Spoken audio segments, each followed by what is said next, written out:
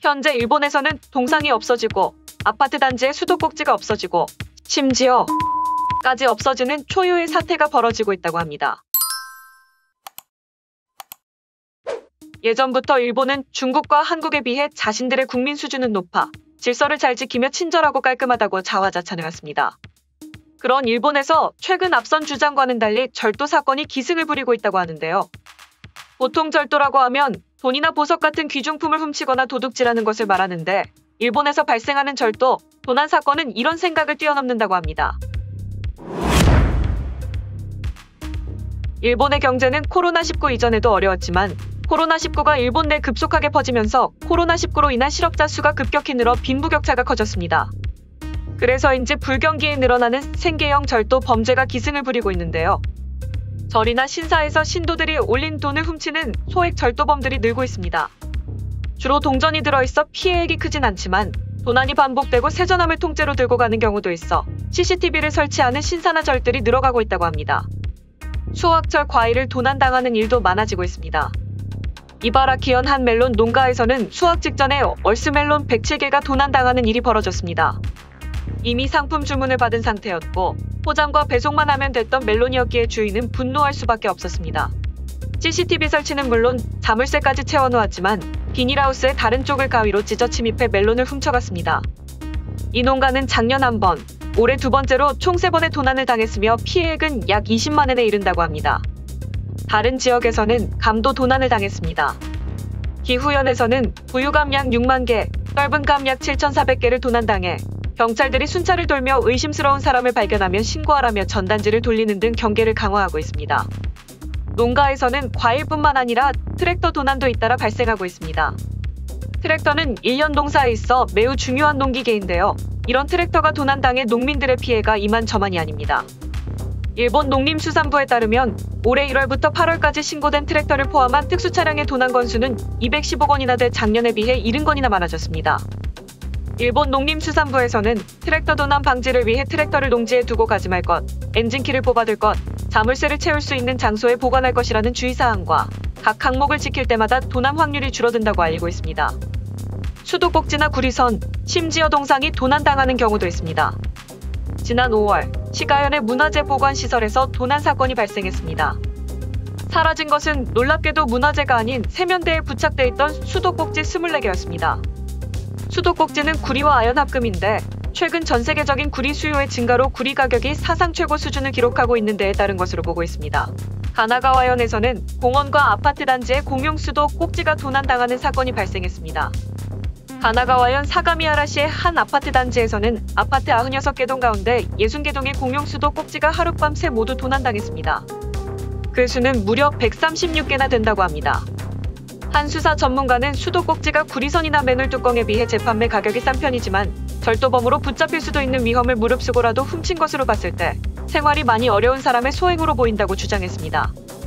그만큼 일본인들의 생활이 힘들어졌다는 것을 보여주는 사례 중 하나이기도 합니다. 그리고 태양광 발전시설의 구리 전선도 잘라 훔쳐가는 사건도 발생했습니다. 시즈오카현의 야이즈시, 마키노하라시에 있는 태양광 발전시설들에서 구리 전선이 도난당했는데 피해를 입은 전선의 길이는 약 6,800m에 이르고 피해액은 수천만 엔에 달한다고 합니다.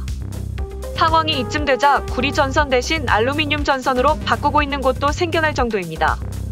이달 초에는 도치기현 마오카시의 역사자료 보존관에 있던 니노미야 긴지로의 동상이 도난당하는 사건도 발생했습니다. 니노미야 긴지로는 일본 에도 시대 말기의 농정가로 근면의 상징이며 일본 근대 국가정책하에서 가장 모범적인 인물로 그리고 일본에서 가장 존경하는 인물 1위로 꼽히는 인물입니다. 그런 니노미야 긴지로의 동상을 고정돼 있던 콘크리트까지 깨서 훔쳐간 것입니다. 근처 주민들은 끔찍한 일이 벌어졌다. 왜 이렇게까지 해야 했는가라며 동상 도난 사건에 대해 분노하고 있습니다. 일본에서는 이 밖에도 다리에 붙어있던 명판이 총 87개나 없어지는 사건, 배수로나 용수로에 있는 철판을 훔쳐가는 사건, 주민회관의 방충망을 뜯어 훔쳐가는 사건, 화초를 심어놓은 철제 플랜터를 훔쳐가는 사건, 심지어는 아이들이 노는 놀이터 미끄럼틀을 뜯어 훔쳐가는 사건 등 상상을 초월하는 도난 사건들이 발생하고 있습니다. 그만큼 일본이 살기가 힘들어졌다는 방증이 아닌가 싶습니다. 경기가 나쁘기 때문에 이런저런 범죄가 일어나는 걸 알지만 위안부상은 왜 도난당하지 않는지에 대해 일본인들은 주목해야 합니다.